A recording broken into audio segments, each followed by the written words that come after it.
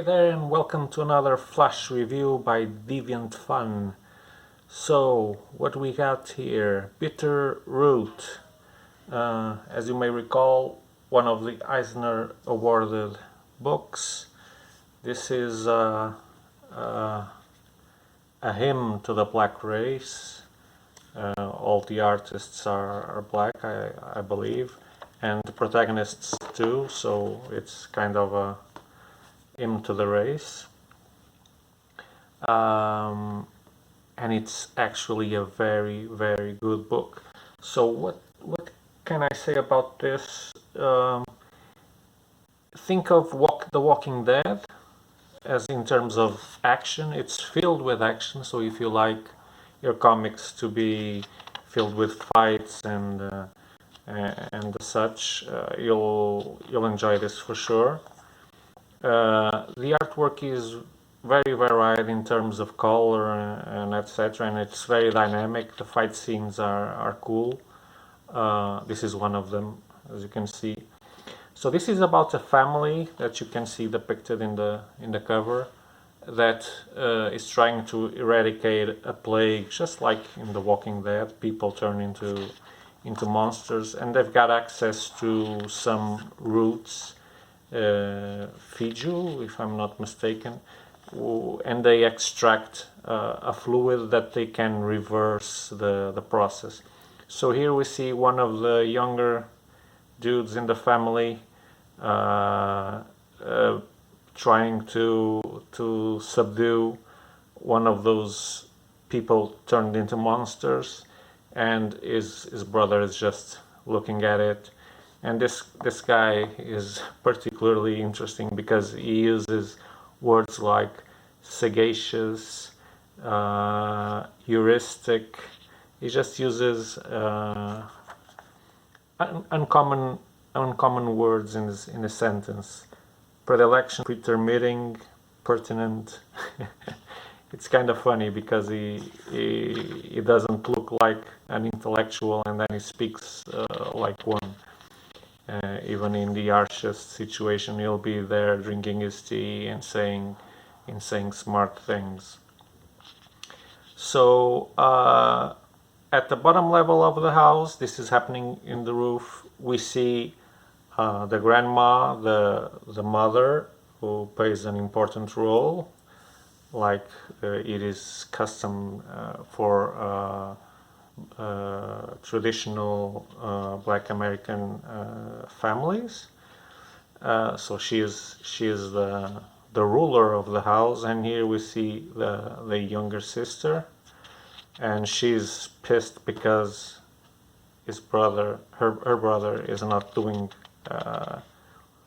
his job well. So she ends up losing her temper and going up to the ceiling and taking care of the matter.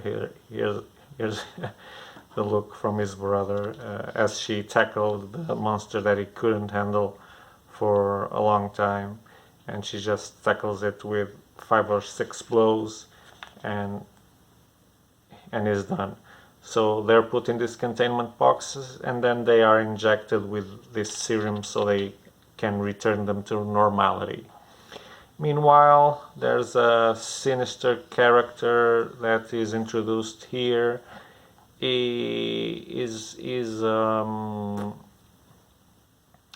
intents are not very clear, even by the end of the book. We just know that he wants to get the power of the infection, but being able to control it. That's what it seems that he's trying to do.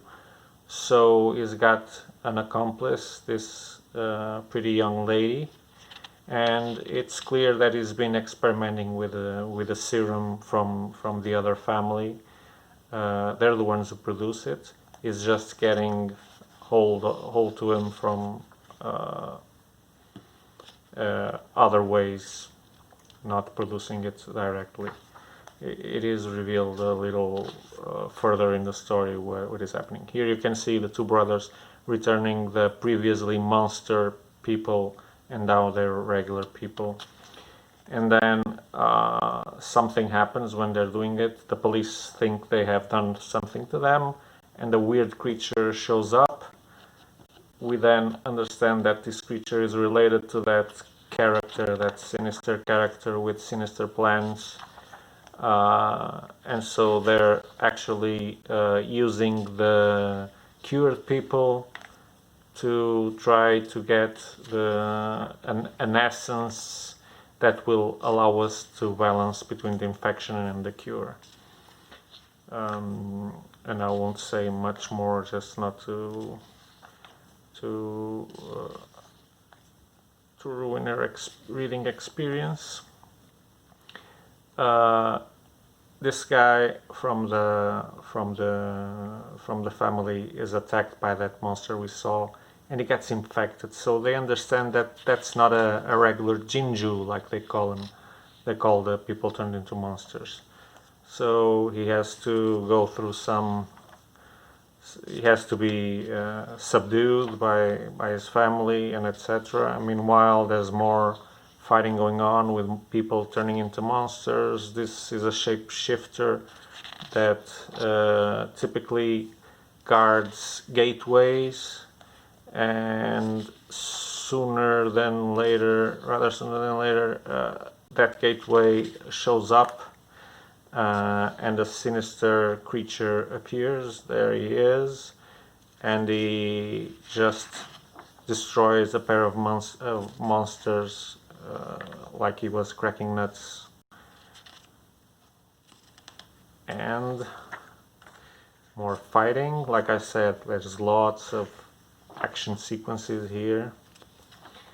Then that gateway ends up sucking up one of the brothers from the family, and he ends up in another dimension, let's call it, and they think they're dead because that has happened already in the family.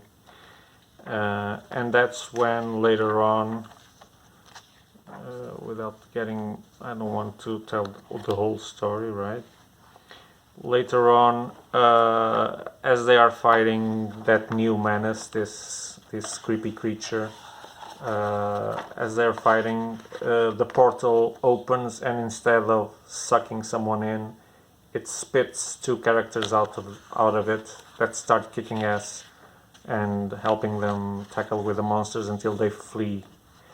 And then there's a revelation of who those two people are, and the book finishes. Okay, the volume 1 finishes. Then there's these extras that I have not read, I must confess, but they should be around the people that worked on this book. I have some covers here. There you see. So the art is pretty good, as you must have seen. And the fighting scenes are very clear, dynamic.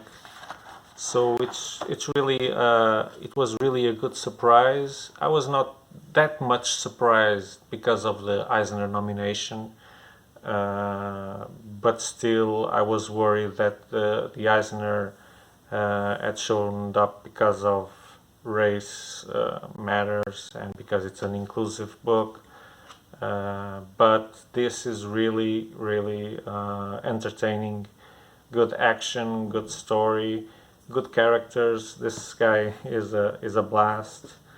The old woman also very charismatic, and the young girl,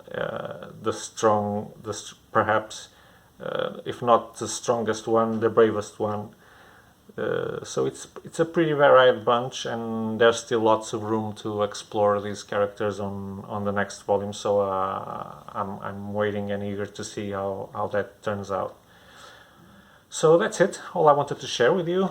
Bitterroot at sale at Deviant.fun.biz. Pay us a visit.